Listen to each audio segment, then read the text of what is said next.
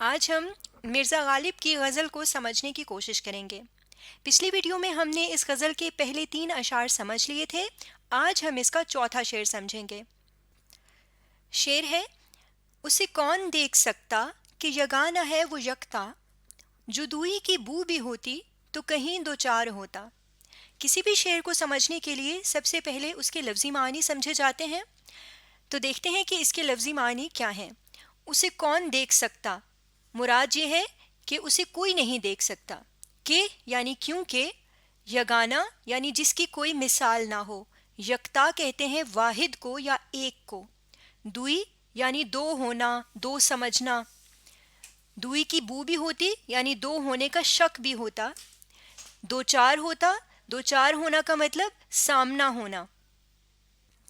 اب اگر ان لفظی معانی کو سامنے رکھا جائے تو شعر میں سے کیا بات سمجھ میں آ رہی ہے کہ اسے کوئی نہیں دیکھ سکتا کیونکہ وہ ایک ہے اور اس کی کوئی اور مثال نہیں ہے۔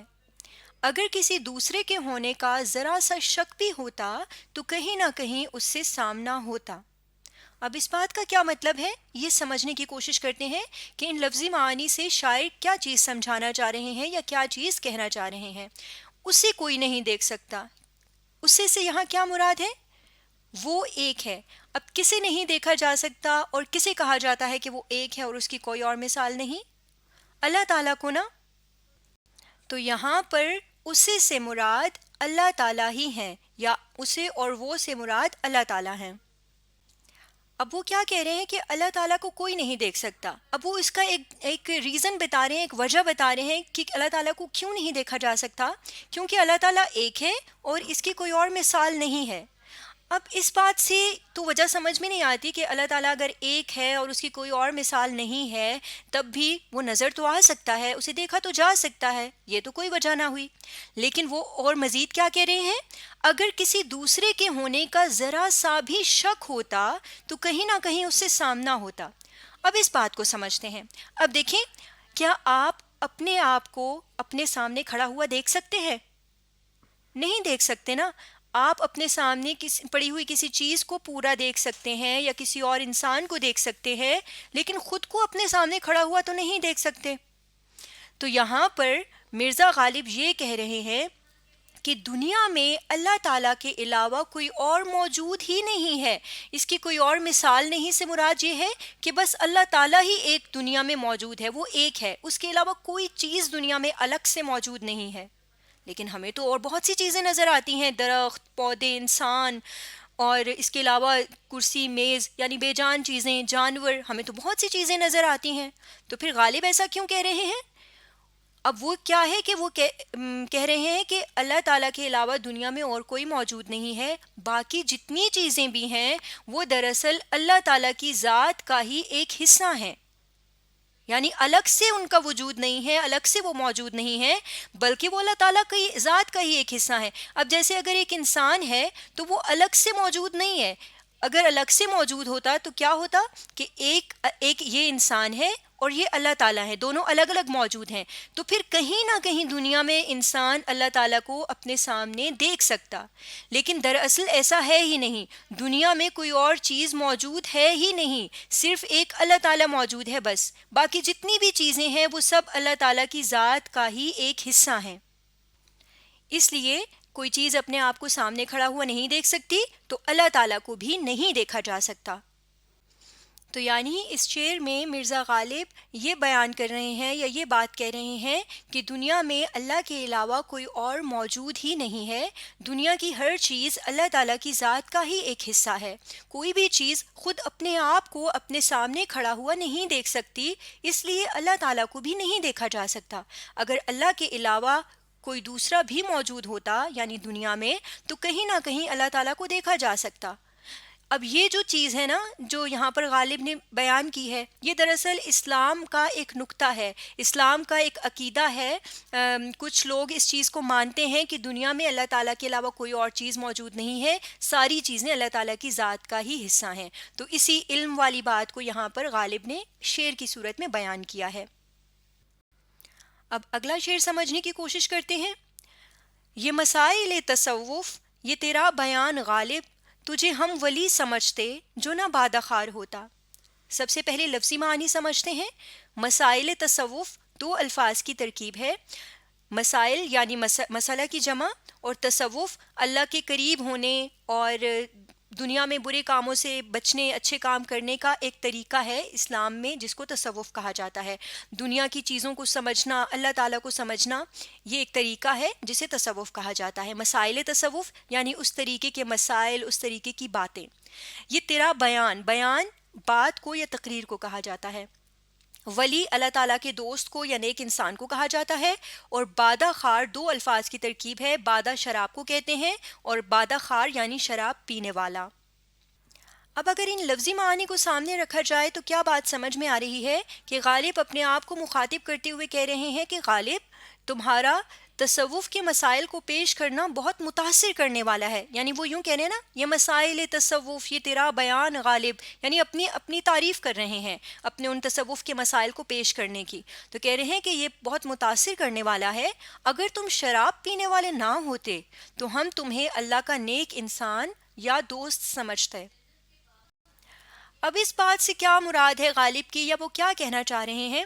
دیکھیں، ابھی ہم نے پچھلے شعر میں یہ سمجھا ہے کہ انہوں نے اسلام میں جو ایک سوچ پائی جاتی ہے اس کو بیان کیا ہے کہ اللہ تعالیٰ کو کیوں نہیں دیکھا جا سکتا، اللہ تعالیٰ کو سمجھنے کا ایک نقطہ بیان کیا ہے۔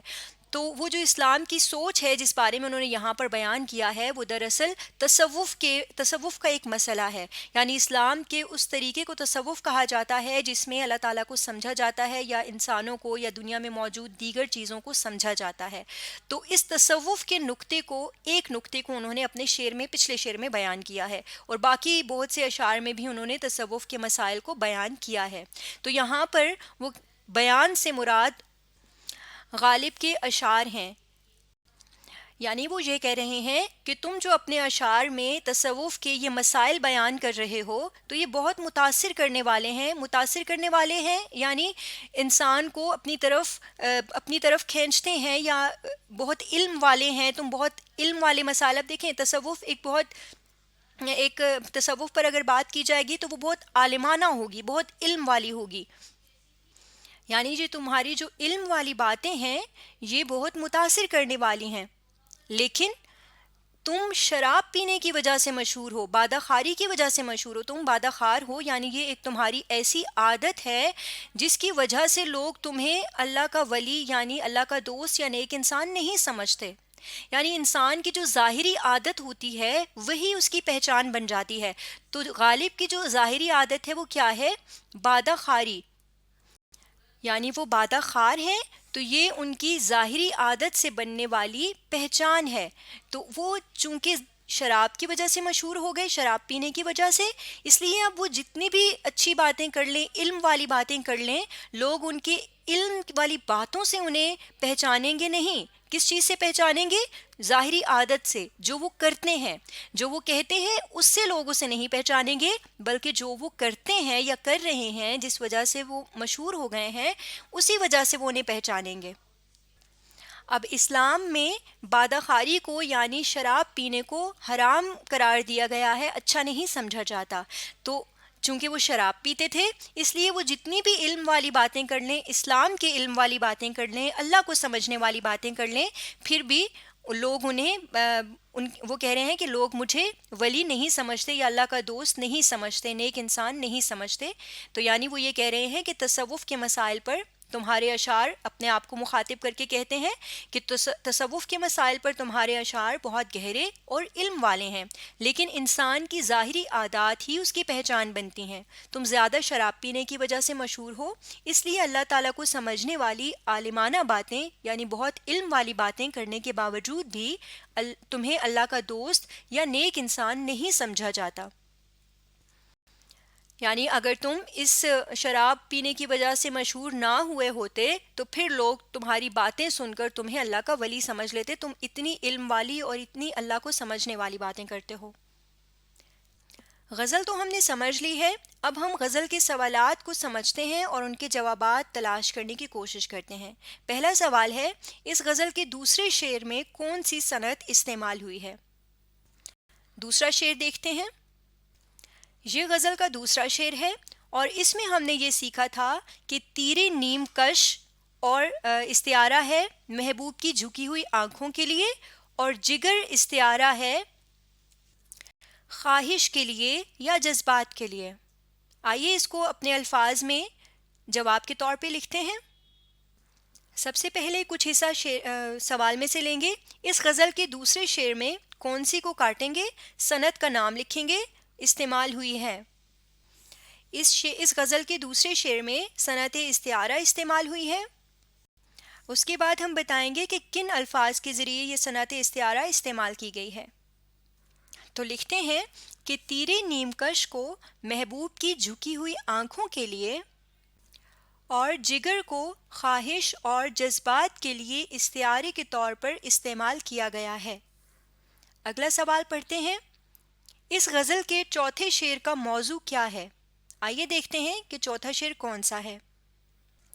یہ چوتھا شعر ہے جس کو ہم نے ابھی ابھی سمجھا ہے کہ اس میں شاعر نے یہ بات بتائی ہے یا اس چیز کو موضوع بنایا ہے کہ دنیا میں اللہ تعالیٰ کو اس لیے نہیں دیکھا جا سکتا کیونکہ دنیا میں اس کے علاوہ کوئی اور الگ سے چیز موجود ہی نہیں ہے۔ جتنی چیزیں بھی دنیا میں موجود ہیں وہ سب اللہ تعالیٰ کی ذات کا ہی ایک حصہ ہیں، اس لیے اللہ تعالیٰ کو نہیں دیکھا جا سکتا کیونکہ کوئی بھی چیز خود اپنے آپ کو اپنے سامنے کھڑا ہوا نہیں دیکھ سکتی۔ تو آئیے اس بات کو اپنے الفاظ میں جواب کے طور پہ لکھتے ہیں۔ کچھ حصہ سوال میں سے لیں گے۔ اس غزل کے چوتھے شعر کا موضوع کیا کو کاٹ کے لکھیں گے، یہ ہے کہ دنیا میں اللہ تعالیٰ کے علاوہ کوئی اور موجود ہی نہیں ہے، دنیا کی ہر چیز اللہ کی ذات کا ہی ایک حصہ ہے، کوئی چیز خود اپنے آپ کو سامنے کھڑا نہیں دیکھ سکتی، اس لیے اللہ کو بھی نہیں دیکھا جا سکتا۔ اگلا سوال سمجھتے ہیں۔ غزل کے آخری شعر میں بادہ خار سے کیا مراد ہے؟ یہ غزل کا آخری شعر ہے اور اس میں ہم نے یہ سمجھا تھا کہ بادہ خار دراصل وہ پہچان ہے جو ظاہری عادت کی وجہ سے انسان کی بن جاتی ہے۔ تو آئیے اس بات کو جواب کے طور پہ لکھتے ہیں۔ کچھ حصہ سوال میں سے لیتے ہیں۔ غزل کے آخری شعر میں بادہ خار سے کیا کو کاٹ دیں گے، مراد یہ ہے کہ، بلکہ مراد کے بعد اپنا جواب لکھیں گے۔ غزل کے